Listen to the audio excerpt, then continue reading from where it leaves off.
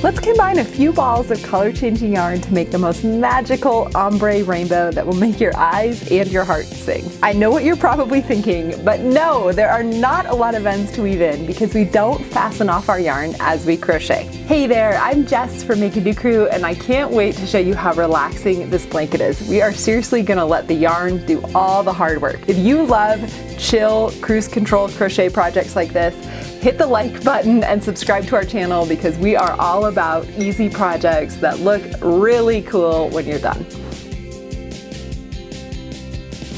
This blanket is made with a yarn from Lion Brand called Mandala Gradient, and it is so cool because it starts with a dark color and transitions to a light color, all in a single shade. So in this blanket, we're using 3 different colors, and in the written pattern, I talk more about how to achieve this effect where we undulate between the light and dark when you want to attach each color of yarn to create the exact look in this, or just use different colors but create this gradient effect. So definitely check out the written pattern that's linked below, because that's where you'll find more details about how to combine your colors. Now I'm going to show you exactly how to work the stitches. Because I used all of my Mandala Gradient yarn to make the blanket, I'm going to be demonstrating this technique using 2 colors of Heartland yarn.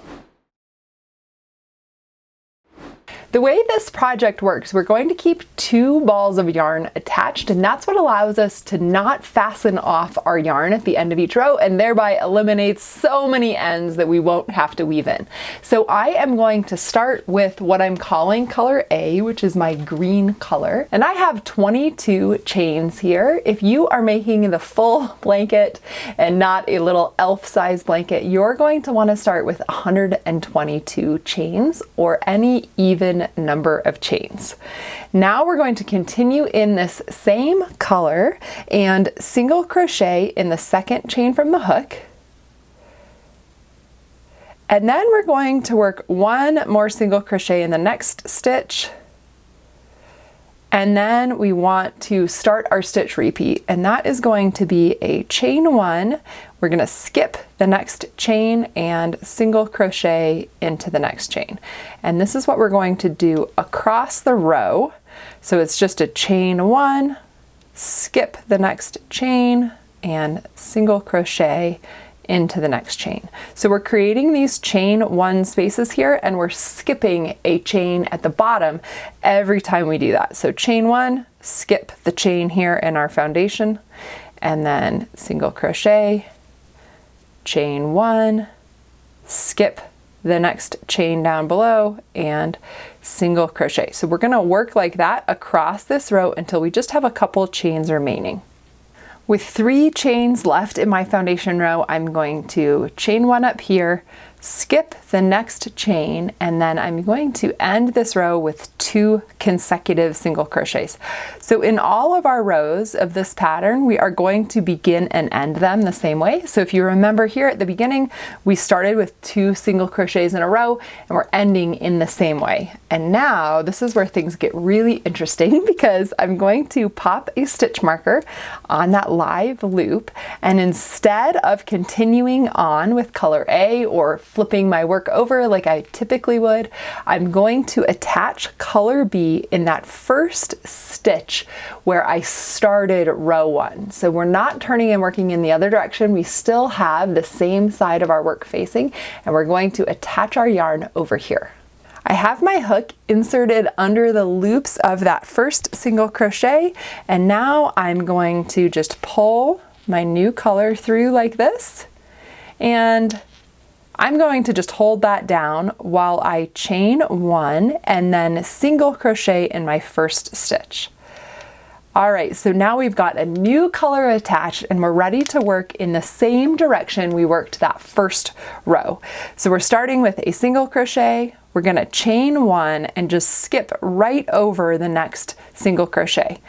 That allows us to put our hook under the chain 1 space and single crochet in that. So if you've ever worked the moss stitch, that's what we're doing here. We're just hopping over, kind of leapfrogging our single crochets from the previous row. So we're skipping right over this one. I've already chained 1, so I can single crochet into the next space, chain 1, single crochet into the next space, and we're gonna work like this across the row. So chain 1, single crochet in the next space, chain 1, single crochet in the next space, just like that. There are 2 single crochet remaining here, so to stay in our pattern I'm going to chain 1, and then we want to end the row with a single crochet just the way we started it. And if you remember here, we have our live loop from color A, and we're going to do something pretty sneaky here. So we're going to start our single crochet using color B. So just like that, typically I would yarn over and pull right through, and that's how I would finish my single crochet. But instead of finishing it with color B, I'm going to take the stitch marker off of this loop, and now I'm actually going to finish the single crochet with this loop of color A. Sometimes this means that you kind of have to hold both yarn tails for just a second just to keep the tension correct on your stitches. But all I want to do is pull this green loop, color A, right through the color B loops, and that completes my single crochet, and it also allows me to transition back to color A so I can work row 3 in color A. Now it is time to turn our work, and I'm going to just keep using color A here. So I've chained 1, row 3 is worked back. We're going to call this the wrong side of our work, and it's quite similar to row 1. So we are going to single crochet 2 in a row. So the first single crochet goes into a single crochet stitch, the next single crochet is going into a chain space stitch, and now I'm going to continue in our moss stitch pattern, chain 1, single crochet in the next space, chain 1, single crochet in the next space, and you'll see here I have color B. It's just hanging out, taking a little breather. It's not unraveling because we essentially fastened it off without actually cutting our yarn over here. So it's just attached, it's sitting on the floor until it gets its turn, and we're going to work like this, chain 1, and work into the chain space like this across the row until we get to a few stitches remaining, because if you remember we started this row with 2 single crochets in a row, so we want to end it in the same way. What I have remaining is a single crochet, chain space, and a single crochet, so I'm going to chain once more, work into that chain space with my single crochet, and then end the row with an additional single crochet right in this last stitch.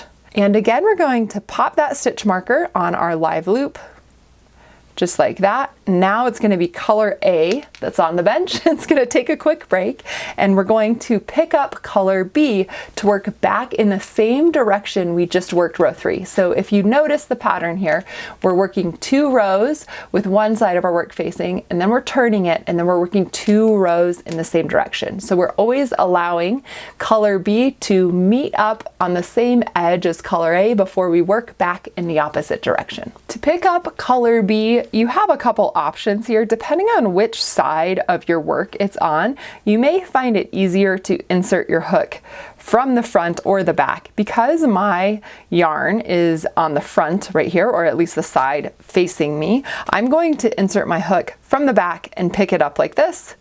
It's totally a personal preference thing, but I find that that makes for the least visible carry. That's what we call this little loop of yarn that's going to be a ladder up to the next row. So whichever way you want to insert your hook, the main goal is just to pick up color B and get that loop on your hook so that you can start crocheting back in the same direction that we worked row 3. And row 4 is just a repeat of what we did in row 2. So that is a chain 1. Then we're going to single crochet into our first stitch. And we want to continue with a chain 1. We're going to skip over that single crochet and just single crochet in the next space. Chain 1, work into the next space, chain 1, single crochet in the next space. And this is actually, believe it or not, this whole blanket is just a 2-row repeat, and what makes the magic of the color changing is the yarn itself and when we add new colors. So again, you can check out the free written pattern, and I offer lots of tips for choosing the order you put your yarn balls in. And if you're using a solid color yarn, that is cool too, because you can just create more distinct color sections.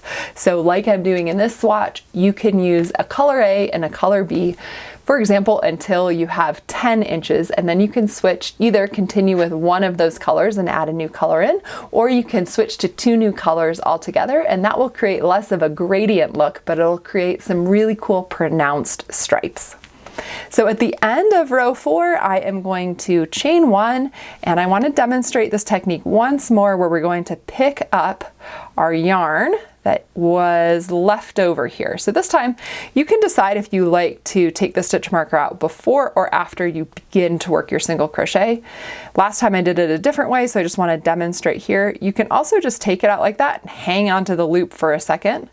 You just want to insert your hook in the top of that stitch and then get ready to complete your single crochet. That's when you want to pick up that original color. This is when we want to get our tension situated a little bit, and then we just pull color A through those 2 loops to complete our single crochet. Now we are just going to repeat those 2 rows. So now that both of my strands of yarn are on the same side, it means I'm ready to work back in the opposite direction. So I am easily going to just continue with color A.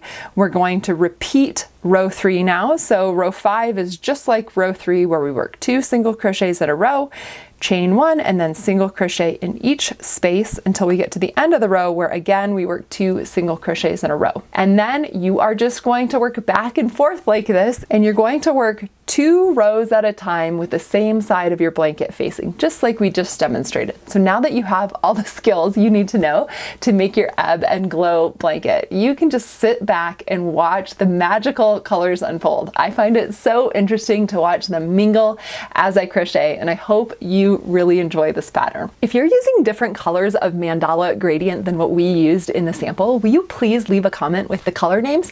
I would love for the comment section to become a resource where other people can get inspired for different interesting ways to combine colors, because that really is the magic of this pattern. Each one is going to look so unique, and if you share a picture on social media, I would just love it if you tagged us, Make a Do Crew, so that we can admire it, because I can't wait to see all the different ways your gradients can unfold. All right, let's pretend like my entire blanket is done here. You should have something that looks like this, where the color transitions are just sort of laddered up the side. And now we're going to cover up those transitions with our finishing border. And I'm going to use color A, which is attached here, but if you want to use a different color than what you have attached, just attach it up here in the corner where your last row was completed. And in any case, we're just gonna start with a chain 1, and we're going to work this direction. For me, that's along the short side of my little mini blanket here. So to begin, we're going to put 2 single crochet in this corner, and then we're going to single crochet into the next row edge. So it's helpful to look at the colors in this case. I have this pink row that I've put 2 stitches in, and now I want to work into this green row with 1 stitch. And then the next row, I'm going to put 1 single crochet in. And I have found the frequency of stitches that works pretty well to set up this border is then to skip the 4th row. So I'm just working over that and instead going straight into the next row. So I'm skipping every 4th row, and then I'm just working 3 single crochet, skipping this next row right here, and then working into the next row and the next 3. And honestly, the frequency of these stitches doesn't actually matter. There's no stitch count you need to get to at the end of your row. What's more important is just that the border looks like it's laying fairly flat. So you can see here, this is working out okay for me. It's looking flat. It doesn't look bunched up in any way. So this frequency is working just fine.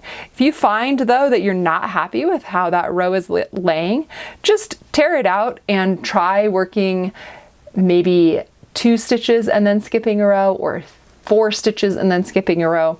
And then when you get to the bottom corner or the second corner, we just want to put, again, 2 single crochet in that corner. And then we're actually going to fasten off and attach our yarn on the opposite side.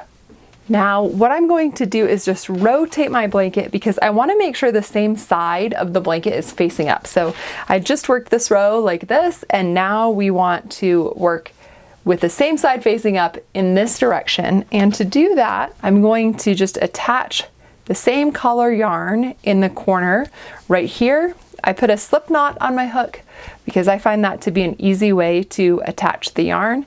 And I'm working into this corner. I'm just slip stitching through that slip knot, tightening everything down. And now in this corner, I want to put 2 single crochet, just like we did before. And now I'm going to do the exact same thing I did on the first side, right on this side. So skipping every 4th row or so, working all the way across until you get to the opposite corner where again, you'll put 2 single crochet. And now for our final border round, we don't need to fasten off. We're just going to turn and work in the opposite direction. So I'm chaining 1 here. Now we have the wrong side of this row that we just worked here, and we're just going to slip stitch into each stitch of this side and then of each of our blanket sides. So a slip stitch is just inserting your hook and then pulling up a loop and pulling it through the loop on your hook. So it's even flatter than a single crochet. And one thing to know about slip stitches is they have a tendency to get a little tight. So you can either use a larger hook size if you notice that happening, or when you pull up your loop, just pull it a bit higher intentionally, and that's going to keep it loose. So we're just going to loosely slip stitch around, and as you come upon any corner, you're just going to chain 1 to stretch your yarn over that corner. So here I am at this corner, chaining 1, and now I'm going to slip stitch in each stitch. For me, this is my foundation chain. So we're just going to continue what we've been doing with slip stitching loosely along in this bottom foundation chain now, and then we'll work along the other side of the blanket and slip stitch in each stitch along the top. And then when you get back to where we started this round, you'll just slip stitch into the first stitch to join your round, and then you can fasten off. I hope you love your new Ebb and Glow blanket, and if you have found this tutorial helpful, please consider subscribing to our channel because we've got lots more fun and easy crochet projects just like this.